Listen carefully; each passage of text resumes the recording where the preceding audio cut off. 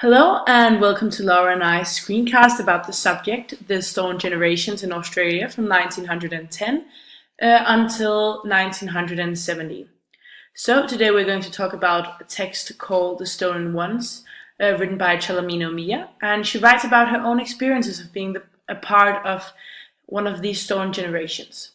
But firstly, we'd like to carry out a outline to guide you through our presentation. So we'll start off the presentation with talking a bit about the subject, which is the stolen generations in Australia and the Aboriginals. Then we'll talk a bit about the genres of the nonfiction text. And afterwards, we will use the rhetorical pentagon to analyze our text, then carry out a stylistic analysis, a description of Mia's development, and at last an analysis of the text reliability. Then we'll sum up the analysis and give an interpretation. Then we would like to relate the text, The Stolen Ones, with the Sorry speech by Kevin Rudd we've been reading in class. And to end the presentation, we would like to give an overall conclusion. Now over to you, Laura. Yes, so currently our topic in our English class is Australia. We have focused on the so-called stolen generation and the Aboriginal people from Australia. To start out our presentation, we would like to explain what the stolen generation really means. The stolen generation is the people from Australia who were kidnapped by the government as children, whereas the name comes from. The government administrators believed in that by bringing mixed blood Aboriginals into the white world, the race and the color would automatically be spread out over a couple of generations, and in the end, the black population, regarded as primitive people, would simply die out. The family of those people must have one white person in it, because then it would be possible for the government to change them by raising the children in families only consisting of white people. Whole this idea of spreading Aboriginal people starts with the eugenetic theories, which deals with improving the genetic makeup and structure. And now over to Rosemary.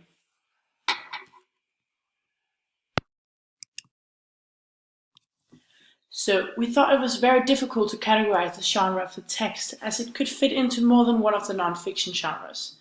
The source of the text is a report of the National Inquiry into the separation of the Aboriginals. So it is a form of an article, but it could be a column, as it's about a personal topic which the writer knows a lot about.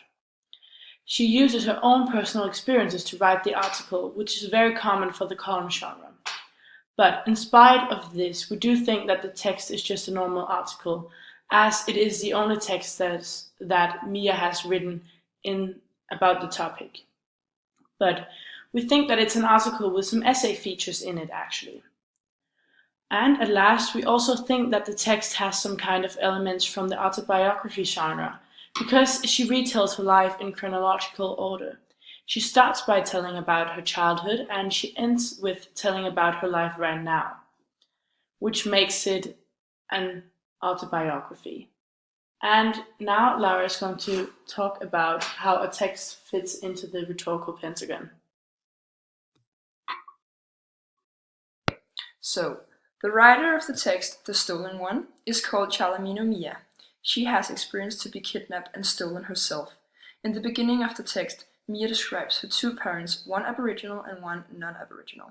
Her father was born in England, but when he was 10 years old, he was shipped out to the Western Australia. Then, her mother was taken away from her parents too, and was placed in the care of the Catholic nuns at the home of the God Shepherd.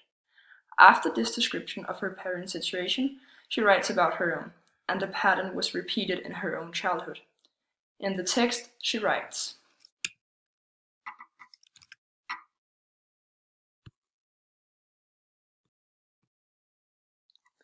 In 1962, at 10 years of age, along with my 6 brothers and sisters, I was taken from my parents and extended family and placed in Sister Kate's children's home. Yeah, so all things considered, her situation now is different. At the time she wrote this article in 1999, she was a research fellow at the Centre of Indigenous History and the Arts at the University of Western Australia. So now over to Rosemary. So we think that the readers of this article is primarily divided into two groups, the Aboriginals and the ones who's been offending the Aboriginal people, meaning the government and the ones separating the children from their families.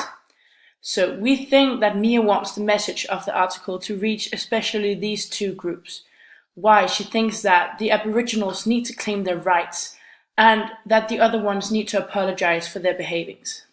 And the topic is the stolen generation and the effect it has had on the nation as a whole united country.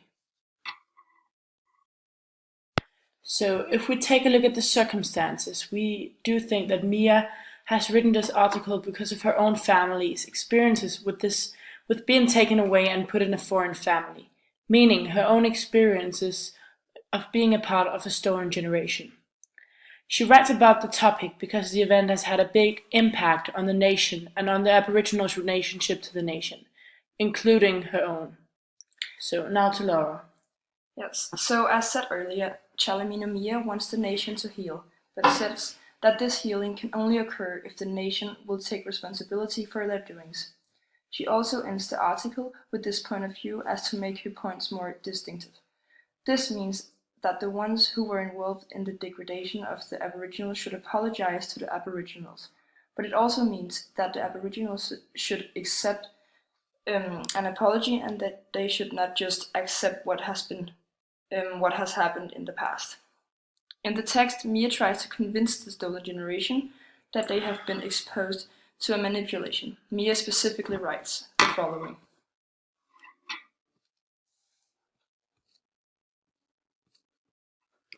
This manipulation was designed to break down the strong bonding that existed in most Aboriginal families. They wanted us to think our families were not interested in us, so that we would leave our heritage behind and take our place in a white society. Yes, this quotation really underlines her intention, namely that the stolen generation has to face reality of what they have been going through. So, to sum up all this, it is safe to say that they can only start the healing when an apology has been given. Later on, we will take a closer look at the apology from the former Prime Minister Kevin Rudd. So, now over to Rosemary. We will now like to carry out a more thorough analysis of the article. And first of all, we would give a characterization of the text. So, the language in the article is very detailed and very descriptive. And Mia uses a lot of long sentences without any slang or any onomatopoetica. And this would normally make a text seem very formal, but in this case, it just makes her seem more attentive as she lets us into her personal life. However, the article develops in the language as it changes from the beginning to the end, meaning that in the beginning, the language is very descriptive and personal, whereas it tends to be more formal and fact-based in the end of the article. She might have done this to catch the reader's attention in the beginning, and then she tries to convince the reader what the right thing is to do, with help from the facts. So, in the text, Mia brings up a quotation from the Aboriginal activist named Mick Dodson. And now, over to Mick Dodson, who explains the following. Genocide is not just the physical destruction of a people, and Australia signed the Genocide Convention. But genocide includes the forced removal of children from one group to another group. And the best outcome, according to the authorities, depended on their being de-aboriginalized, if you like, and made into white fellas. That became official national policy in, I think, 1937, and it was the official policy in some jurisdictions up until the mid-1980s. So, we think that Dodson tries to explain how the government tried to extinct a whole population without killing anyone, but just spreading them out into the white world, and by time they would simply die out. That was the main fundamental idea in the end of the 19th century. The effect of the quotation is to get another view on the case from an expert to emphasize Mia's opinion. And now, over to Rosemary again. So, the article makes use of the apiiform eaters, as Mia uses her own life experiences to write the article. And by doing this, she lets us into her personal life, and by that she creates a bridge of trust between herself and the reader. And this trust really shows her use of eaters in the article.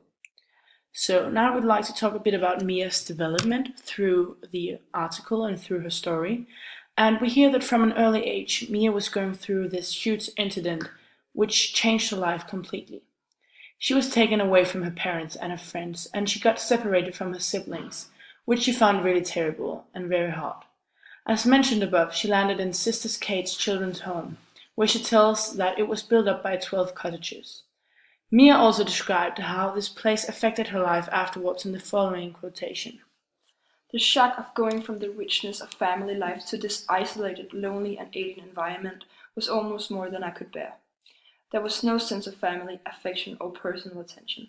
This made it very difficult for me to relate to people later in life. This quotation shows what she thinks about the difference between her old life and her life in the children's home. So later on in the text, we hear Mia telling about her personality and how it developed as she was taken away from her family. She writes the following. I had gone from being boisterous and outgoing to being very introverted. I had to go inside myself to survive. And at last we can say that the episode where she was taken away from her parents and her friends has really been traumatizing, and that it has changed Mia as a person completely.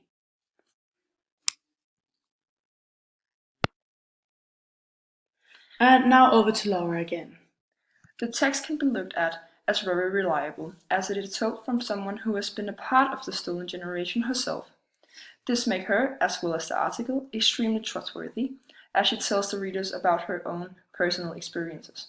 She hopefully tells us a true story about herself and her family. By doing this, the reader gets the impression that this is not just something that she has been making up, but something that has actually happened.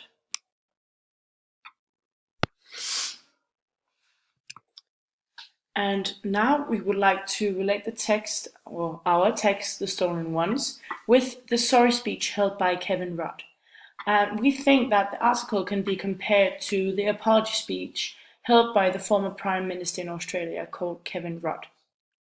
The speech was meant as an apology to the Aboriginals who were taken away from their families and placed with foreign families to be turned into white fellas instead of Aboriginals. The speech was held in 2008, which means it was held 9 years after Mia wrote this article. In this speech, Kevin Rudd is talking on behalf of the Australian government, and the main topic is to say sorry to the stolen generation and to apologize for their behavior of the government. He is holding the speech with an intention of creating a new chapter of Australian history, where everyone would be treated equally and the separation between the Indigenous and non-Indigenous belongs to the past. But taking the Aboriginals' point of view, they could criticize the speech for coming too late. The nation should have apologized to them much earlier, but better late than never. And now over to Rosemary, who wants to conclude our presentation. So now it's time for rounding off the screencast by giving an overall conclusion. And so after carrying out these various analyses, we can conclude that Mia wrote this article with the purpose of it to be some kind of wake-up call for the government. She expresses how she thinks that the government owes the Aboriginals and the Stolen Generations an apology, and a big apology.